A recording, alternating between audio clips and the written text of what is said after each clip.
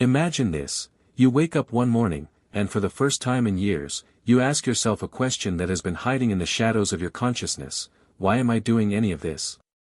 Not the surface level why, not the explanations you give to friends or family, but the deep, unsettling why that has no easy answer. You look at your reflection in the mirror, and for a split second, you don't recognize the person staring back. Who is this stranger living your life? Who decided what you would want, what you would fear, what you would spend your days pursuing? In this journey, we dive into one of the most profound themes ever explored by psychology and philosophy: the psychology of the meaning of life through the mind of Carl Jung. And what you will discover here has the power to completely reshape the way you understand your purpose, your struggles, and your inner potential. What awaits in the final revelation is the most powerful of all: a perspective capable of transforming how you see yourself and the world around you. Jung believed that the search for meaning is not just an intellectual curiosity but a vital psychological need. When people lose their sense of purpose, they fall into anxiety, emptiness, and inner conflict. He observed that many of the problems individuals face come not from external circumstances, but from an internal void, a lack of direction that slowly corrodes the spirit. But when a person finds meaning, even suffering becomes bearable. When one discovers a why, as Viktor Frankl later reinforced, the how becomes possible. This essential truth is at the heart of Jung's psychology. And throughout this exploration, you'll be invited to confront questions that may reveal hidden truths within yourself. Before we continue, if reflections like this resonate with you, if you appreciate diving into philosophy, psychology, and the deep nature of human behavior, then subscribe to the channel, leave your like, comment, and share this video. Your engagement helps bring this content to more people who are also seeking knowledge, transformation, and self-discovery. And I promise what you will uncover here may change the way you view your journey and your inner world in surprising and powerful ways.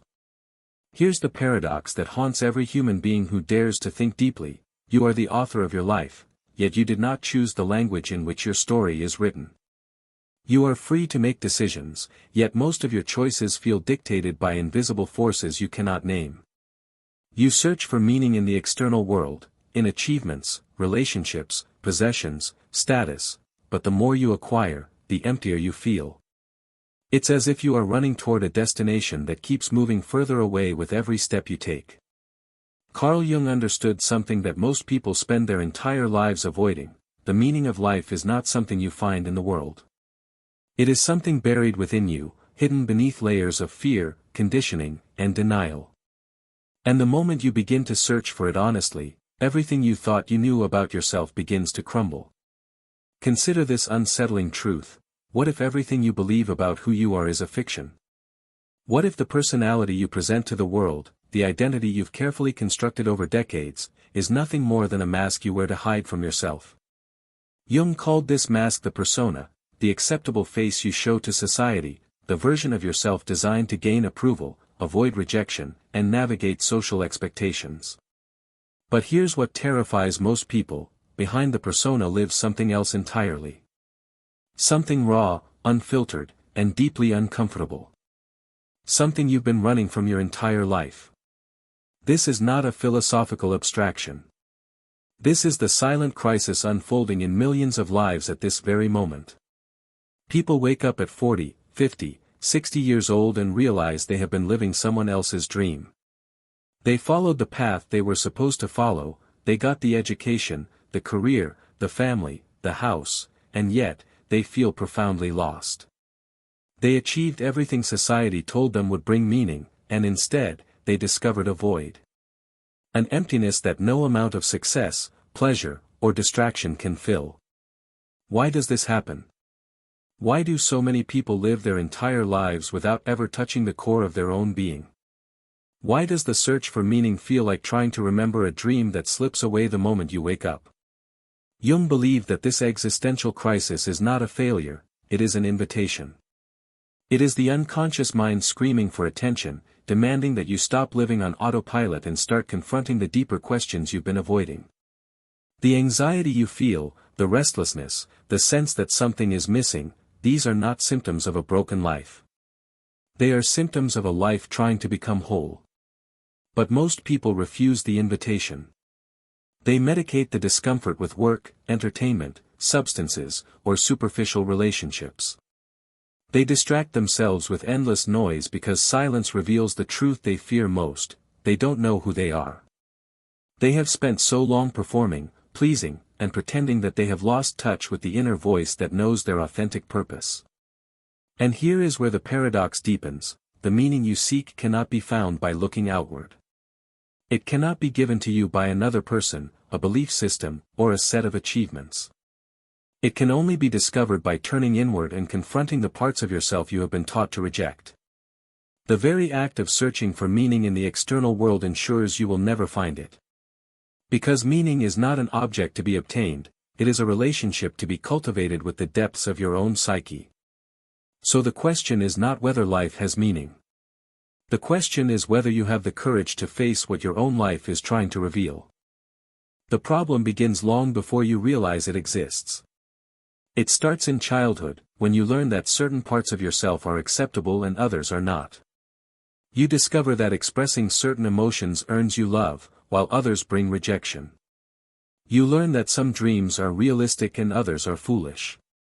Slowly, methodically, you are taught to divide yourself into two categories: what is allowed to exist in the light, and what must be banished to the darkness. Jung called this process the formation of the shadow, the repository of everything you've been conditioned to deny, suppress, or reject about yourself. But here's what makes this so insidious: you don't consciously choose what goes into the shadow. Society chooses for you. Your parents, your teachers, your culture, your religion, they all contribute to the invisible architecture of acceptable selfhood. And anything that doesn't fit gets buried alive in your unconscious mind. This is where the search for meaning becomes corrupted. You begin looking for purpose not in who you truly are, but in who you've been told you should be. You pursue goals that were never yours to begin with. You adopt values that feel hollow because they don't resonate with your authentic nature. You spend decades climbing a ladder only to discover it was leaning against the wrong wall. Friedrich Nietzsche understood this trap when he wrote about the herd mentality, the tendency of individuals to abandon their own values and blindly follow the collective. He saw that most people never question the beliefs they inherit. They simply accept them as truth and build their entire lives on foundations they never examined. And when those foundations crack, when the inherited meaning system fails to satisfy the soul's deeper needs, people experience what Nietzsche called nihilism, the terrifying realization that nothing they believed in actually matters. But Jung went deeper. He recognized that the problem wasn't just external conditioning, it was the internal response to that conditioning. When you reject parts of yourself to gain acceptance, you don't eliminate those parts. You simply lose conscious access to them. They continue to exist in the shadow, influencing your behavior, shaping your choices, sabotaging your relationships, and creating the very problems you're trying to avoid. Think about the person who was taught that anger is unacceptable. They learn to suppress it, to smile when they want to scream, to accommodate when they want to establish boundaries. But the anger doesn't disappear. It festers in the shadow, emerging as passive aggression, chronic resentment, or sudden explosive outbursts that seem to come from nowhere. The person has no idea why they keep destroying their relationships, why people describe them as manipulative or unstable. They've lost touch with the shadow's influence. Arthur Schopenhauer recognized this same pattern in his philosophy of the will. He argued that beneath the surface of rational consciousness lies a blind, unconscious force that drives human behavior, a will that operates according to its own logic, indifferent to our conscious intentions. Jung translated this philosophical insight into psychological terms: the unconscious is not passive.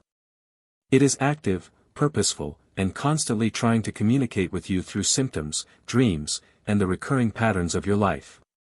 Viktor Frankl, who survived the Nazi concentration camps, discovered something profound about meaning during his imprisonment. He observed that those who survived weren't necessarily the strongest or the healthiest, they were the ones who had a sense of purpose that transcended their circumstances. But here's the crucial insight: that purpose couldn't be borrowed or imposed from outside. It had to emerge from within, from a deep connection to one's own authentic values and sense of meaning. This is the hidden problem at the heart of the human condition: you cannot find authentic meaning while living inauthentically. As long as you are performing a role, wearing a mask, hiding from your shadow, you are living someone else's story. And someone else's story will never satisfy your soul. The consequences of living disconnected from your authentic self are not always obvious. They don't announce themselves with dramatic breakdowns or sudden crises. Instead, they accumulate quietly, like sediment at the bottom of a river, slowly changing the current of your entire life without you noticing. You wake up one day and realize you've been going through the motions for years. Your relationships feel hollow, not because the people in your life are wrong for you, but because you've been showing up as someone you're not. You've been performing the role of the good partner, the responsible parent, the successful professional, but beneath the performance, there's a stranger you've never truly met. And that stranger is growing restless. Jung observed that when the unconscious is ignored, it doesn't simply accept defeat. It rebels. It speaks through what he called neurotic symptoms: anxiety without clear cause, depression that feels existential rather than situational, addictions that seem to appear from nowhere, and compulsive behaviors you can't explain. These aren't random malfunctions of the psyche.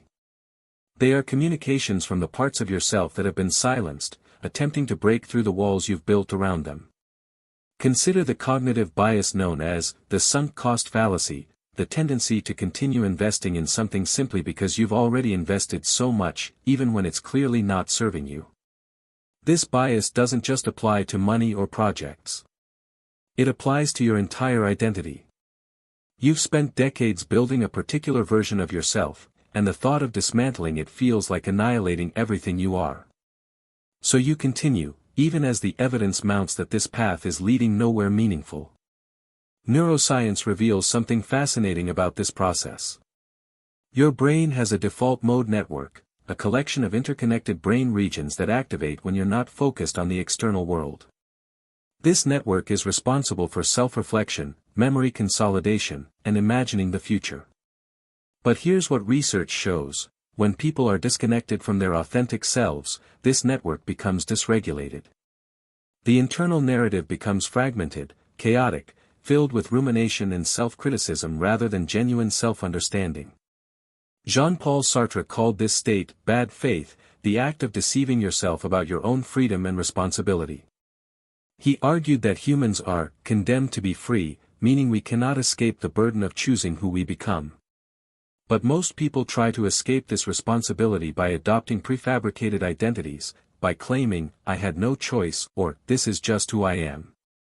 They live in bad faith, pretending to be objects shaped by external forces rather than subjects capable of authentic self-creation. The cultural consequences are equally profound. When individuals fail to confront their shadows, those shadows don't disappear, they get projected onto others. Jung recognized that much of human conflict stems from this projection. The qualities you cannot accept in yourself become the qualities you despise in others. The rage you suppress becomes the anger you judge in someone else. The weakness you deny becomes the vulnerability you exploit. Entire societies can fall into collective shadow projection, creating enemies out of those who merely reflect back what the culture refuses to acknowledge about itself. This is why the midlife crisis is so common and so devastating. It represents the moment when the unconscious can no longer be ignored, when the shadow demands recognition, when the unlived life begins to haunt you with unbearable intensity. People describe it as waking up from a dream, but it's more accurate to say they're waking up into a nightmare, the nightmare of realizing how much time has been spent living inauthentically. The question becomes, how long will you continue paying this price? How many more years will you sacrifice to a version of yourself that was never truly yours? And what will it take for you to finally turn and face what you've been running from? The path to freedom begins with a single act of defiance: you must stop living for the approval of ghosts. The voices in your head that tell you who you should be, what you should want, how you should live, these are not your voices. They are echoes of parents, teachers, society, culture, trauma, and fear. And the moment you realize this, everything changes. Jung called this journey individuation, the process of becoming who you truly are rather than who you've been conditioned to become. But make no mistake, this is not a gentle, comfortable process. Individuation is psychological rebellion. It requires you to betray the expectations others have placed on you. It demands that you disappoint people. It forces you to stand alone in the truth of your own being, even when that truth isolates you from everyone you once tried to please. The first step is radical honesty. You must begin asking yourself questions you've been avoiding. What do I actually want, not what have I been told to want? What do I genuinely value, not what sounds virtuous or impressive? What parts of my personality have I been hiding because I'm afraid of rejection? These questions are uncomfortable because they reveal the gap between who you are and who you've been pretending to be. Jung insisted that you must confront your shadow, not destroy it, but integrate it. This means acknowledging the anger you've suppressed, the desires you've denied, the ambitions you've dismissed as selfish, the vulnerabilities you've branded as weaknesses. The shadow is not your enemy. It contains the raw energy and authenticity that your persona has been trained to conceal. When you bring the shadow into consciousness, you reclaim the parts of yourself that were stolen by conditioning. History is filled with individuals who underwent this transformation. Carl Jung himself experienced what he called his confrontation with the unconscious, a period of intense psychological turmoil where he deliberately engaged with his dreams, visions, and inner voices. He emerged from this process with profound insights that would revolutionize psychology. He didn't find answers in books or teachers. He found them by descending into his own psyche and refusing to look away from what he discovered there. Friedrich Nietzsche underwent a similar rebellion. He rejected the moral frameworks of his time, not out of nihilism, but because he recognized they were preventing authentic human flourishing. His concept of the Übermensch wasn't about superiority over others, it was about superiority over your own conditioned self, about becoming the person capable of creating your own values rather than inheriting them. The practical method is deceptively simple but profoundly difficult. You must learn to listen to your unconscious. Pay attention to your dreams. Notice the patterns that repeat in your life, the same conflicts, the same types of people, the same emotional reactions. These patterns are not coincidences. Jung called them synchronicities, meaningful coincidences that reveal the symbolic language of your psyche. When you feel drawn to something you can't rationally explain, don't dismiss it as irrational. When you experience resistance to something everyone tells you is good for you, honor that resistance. When emotions arise that seem disproportionate to the situation, recognize them as messengers from your shadow. Your unconscious is constantly communicating, but you've been trained to ignore its signals in favor of external validation and rational explanations. The rebellion also requires building what Jung called the transcendent function, the ability to hold the tension between opposites without collapsing into one side. You must learn to be both strong and vulnerable, both independent and connected, both confident and humble. This is not compromise or balance, it's integration, the alchemical union that transforms contradiction into wholeness. You don't break free by rejecting everything. You break free by questioning everything and keeping only what resonates with your authentic core. Here is the truth that changes everything: the meaning of your life is not something you create. It is something you uncover by becoming whole. For years, perhaps decades, you've been searching for meaning in achievements, relationships, beliefs, and external validation. You thought meaning was something you had to earn, construct, or prove. But Jung discovered something far more profound: meaning already exists within you, encoded in the architecture of your psyche, waiting to be recognized through the courageous act of self-confrontation. The ultimate revelation is this: you are not meant to become someone new. You are meant to become who you have always been beneath the layers of conditioning, trauma, and fear. Every wound you've suffered, every fear you've carried, every part of yourself you've rejected, these are not obstacles to meaning. They are the raw materials from which meaning is forged. Jung called the deepest core of your being the self, not the ego, which is your conscious identity, but the totality of who you are, the union of conscious and unconscious, light and shadow, potential and actualization. The self is not something you create through effort. It is something that has been guiding you all along, speaking through your dreams, your intuitions, your seemingly random life events, and the strange synchronicities that appear when you're paying attention. This is why your suffering has not been meaningless. Every crisis you've endured was the self trying to break through the rigid structures of your ego, trying to wake you up to a larger truth about who you are.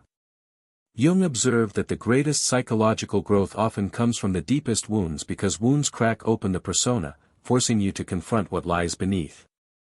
Your depression was not just chemical imbalance, it was your psyche's revolt against an inauthentic life. Your anxiety was not just irrational fear, it was the warning signal that you were betraying your true nature. Think about the moments in your life when you felt most alive, most aligned, most yourself. These weren't necessarily your happiest moments. They were moments of profound authenticity, when you acted from your deepest truth, when you followed your intuition despite fear, when you expressed something real regardless of how it would be received. In those moments, you touched the self. You experienced what Jung called the numinous, a sense of connection to something greater than your individual ego, yet completely intimate and personal. This is the paradox at the heart of meaning, it is simultaneously deeply personal and universally human. Jung studied myths, religions, and symbols from cultures across the world and discovered that they all expressed the same fundamental psychological patterns, the archetypes. The hero's journey, the descent into darkness, the confrontation with the shadow, the symbolic death and rebirth, these aren't just stories. They are maps of the psychological territory every human must traverse to find meaning. You are living this journey right now, whether you recognize it or not. Every challenge you face is an invitation to evolve. Every person who triggers you is showing you an unintegrated part of your shadow. Every choice you make is either moving you toward wholeness or keeping you fragmented. The question is whether you will live this journey consciously or unconsciously, as the hero or as the victim. But here's what makes this revelation truly transformative: when you commit to the process of individuation, life responds. Jung believed that the unconscious doesn't just react to your conscious decisions, it actively participates in guiding your life. When you begin to listen, to honor the symbols, to integrate the shadow, to follow the thread of your authentic desires, synchronicities multiply. Opportunities appear that you couldn't have planned. People enter your life at precisely the right moment. Doors open in ways that feel almost magical. This isn't mysticism or wishful thinking. It's the natural result of aligning your conscious intentions with the deeper intelligence of your psyche. When you stop fighting yourself, when you stop trying to be someone you're not, when you allow your authentic nature to guide you, you tap into a source of wisdom that has been operating beneath your awareness your entire life. The ultimate meaning of your life, then, is not found in any single achievement, relationship, or belief system. It is found in the ongoing process of becoming whole, of integrating all the parts of yourself you've rejected, of listening to the voice that speaks from your depths, of honoring both your light and your darkness. Meaning is not a destination. It is the journey itself, the relationship you cultivate with your own soul. And here is perhaps the most beautiful aspect of this truth: your individual journey toward wholeness is not separate from the world's healing. Jung believed that every time an individual confronts their shadow, they prevent it from being projected onto others.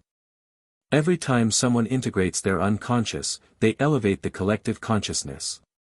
Your personal transformation ripples outward, affecting everyone you encounter, creating permission for others to begin their own journey toward authenticity.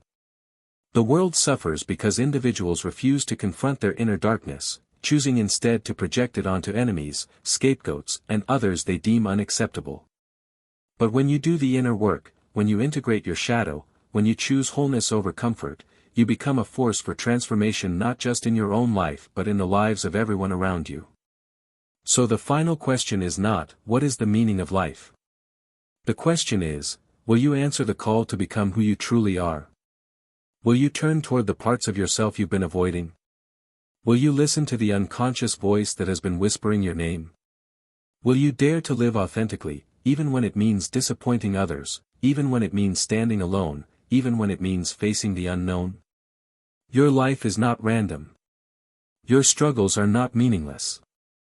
Your existence is not an accident. You are here to undertake the most important journey any human can take, the journey from who you pretend to be to who you actually are. And in that journey, in that courageous act of self-discovery, you will find the meaning you've been searching for all along. The meaning of life is the life you were always meant to live, waiting patiently beneath the surface for you to finally come home to yourself.